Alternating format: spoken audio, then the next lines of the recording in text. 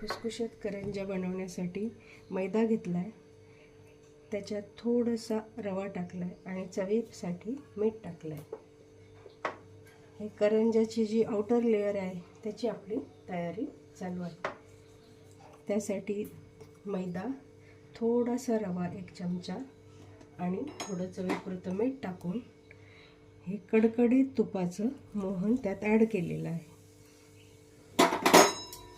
आता हे आपल्याला व्यवस्थित मिक्स करून घ्यायचं आहे. छान एकजीव झाल्यानंतर याचा मऊ गोळा बनवायचा आहे.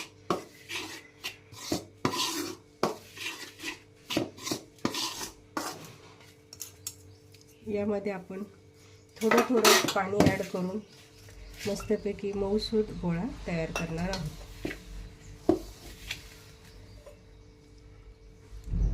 हे अशा प्रकारे अंदाजे थोडं थोडं पाणी टाकायचं आणि ते मळून मऊसूत गोळा तयार करायचा.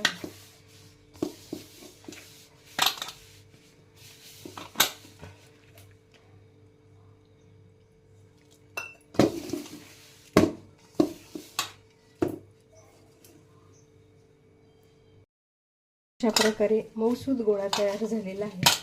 छानपैकी पीठ मळलेलं आहे. आता ते थोड्या वेळ झाकून ठेवायचे.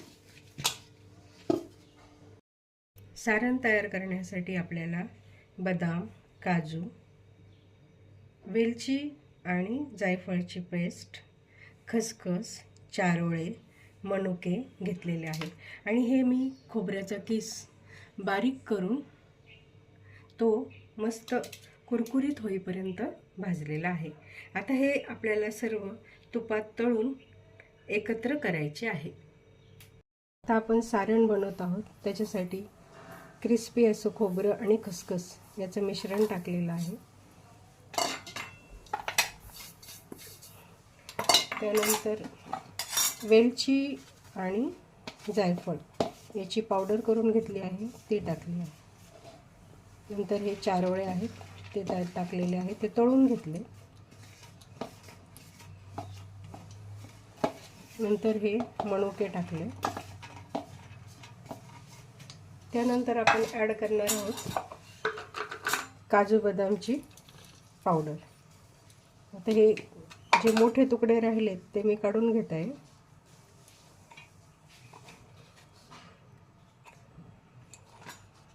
थोडंसं मला ते बारीक नको होतं त्यामुळे मी जास्त फिरवलं नाही मिक्सर. आता यामध्ये पिठी साखर आपल्या चवीप्रमाणे आवडीप्रमाणे ॲड करायची आहे अंदाजे.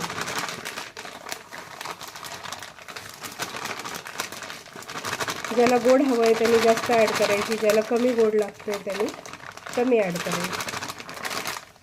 आता ही पिठी साखर मी मस्तपैकी हातानेच मिक्स करून घेत आहे आणि हे आपले सुंदर चविष्ट गोड सारण तयार झाले. आता मी पारी लाटून घेत आहे. पीठ सुंदर भिजलेलं आहे. मस्त छान हलक्या हाताने अशी गोल पारी लाटून घ्यायची.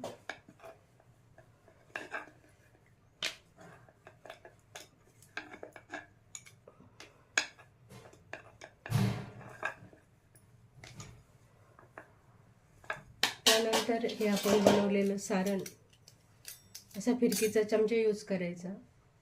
ते सारण असं पोटामध्ये व्यवस्थित भरायचं. त्यानंतर हे अशा कडा मॅच करायच्या आणि त्या भरपूर दाबायच्या.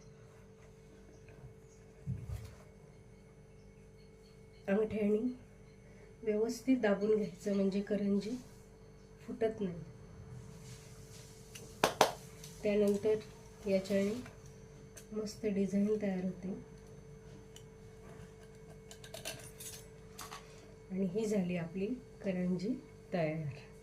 ती नंतर आपण तळणार आहोत. अशा प्रकारे मी सर्व करंज्या करून घेणार आहे. सुंदर अशा करंज्या तयार झालेल्या आहेत आणि त्या कडकडीत तापलेल्या तेलामध्ये आपण एक एक सोडणार आहोत. सुंदर खरपूस तळून घेणार आहोत.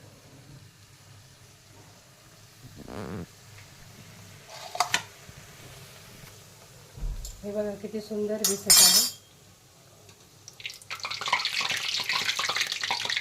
थोडंसं मला वाटतं झाऱ्याला पाणी होतं त्यामुळे ते तडतडते.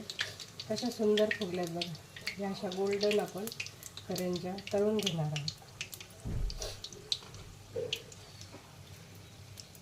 सुंदर गरम तेल झालं ना त्यानंतर गॅस बारीक करायचा, मंद आचेवर छान गोल्डन तळायचे.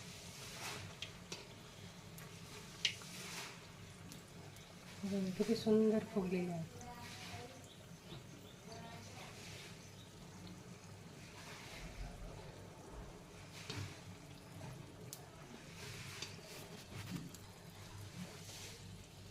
आता हे हळूच काढून घ्यायचं आणि तेल निथळायचं.